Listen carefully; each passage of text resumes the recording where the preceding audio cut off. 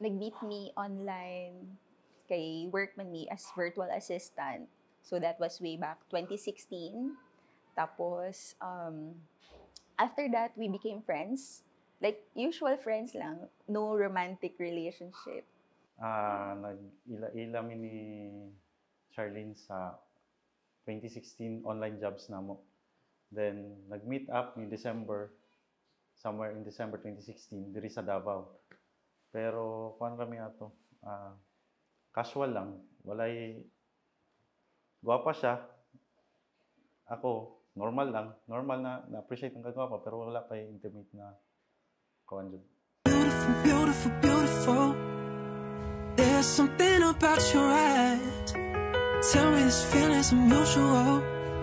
Cause feelings are so hard to fight.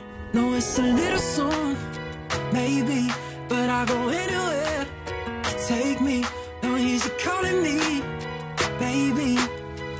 We can all call us crazy. Let's get married in Vegas. We don't need a guest list. I don't wanna think too much. Let's get matching tattoos. I don't wanna think it through, baby. I'm so stupid in love, so stupid in love with you. I'm so stupid in love, so stupid in love with you. I'm so stupid in love. So pretty! Babe, I've been waiting for you all day. So Nag-sound just take away all the pain. I know it's a bit too 2021 na medyo namin, kanang nani-romantic ang among friendship. Or dito may nag-official na as couple na din.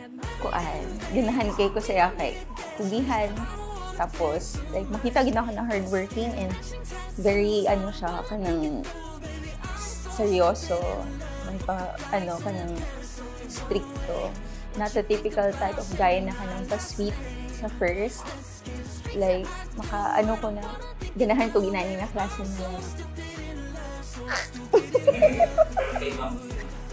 Siguro, kuan, mutual na, kuan, marag, nikalik lang ba, na-click na something nga ni kuan.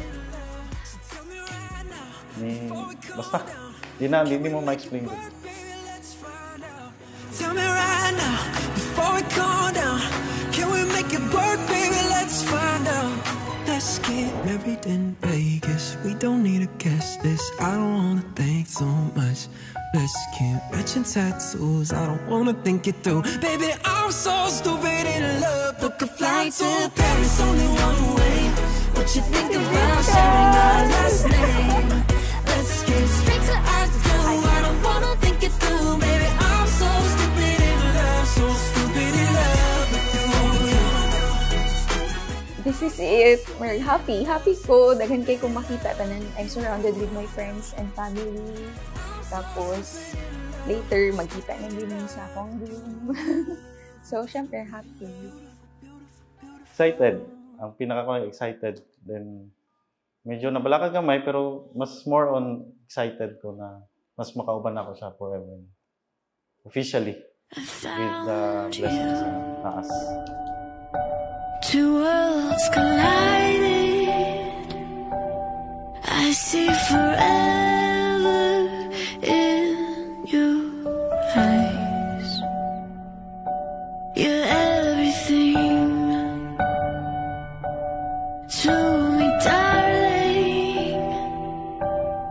I can't believe we made it here. Now I promise you I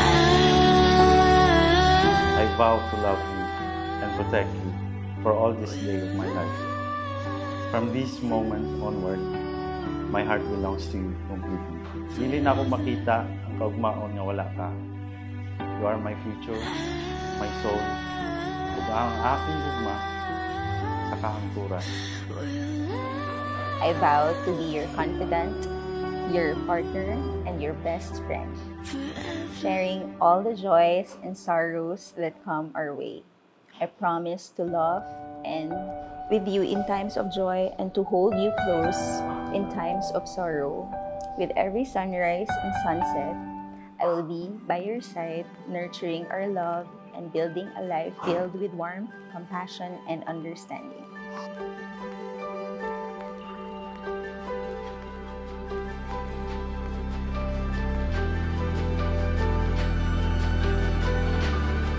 I fell in love the first time I saw her. I fell in love the first time I saw her. So it's easy to fall in love. But to be in love is difficult because one can only be in love with a person. And it requires a deeper knowledge of the person. So we have to know the character, the personality of that person. That is to be in love. Now, if to be in love is difficult, to remain in love is much more difficult. Why? Because it does not only require deeper knowledge of the person, but it demands a lifelong commitment. That's actually what marriage is all about.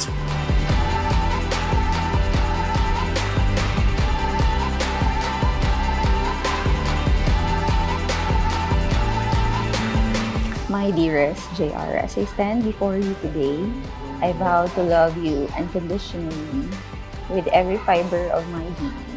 With each beat of my heart, I promise to cherish and honor you, supporting you through every triumph and challenge life brings our way. Sa imuha, kompleto nako. Kung sa imuha, ako ang imong dream come true. Kung sa ako apod, ikaw ang akong answered prayer. I love you and forever.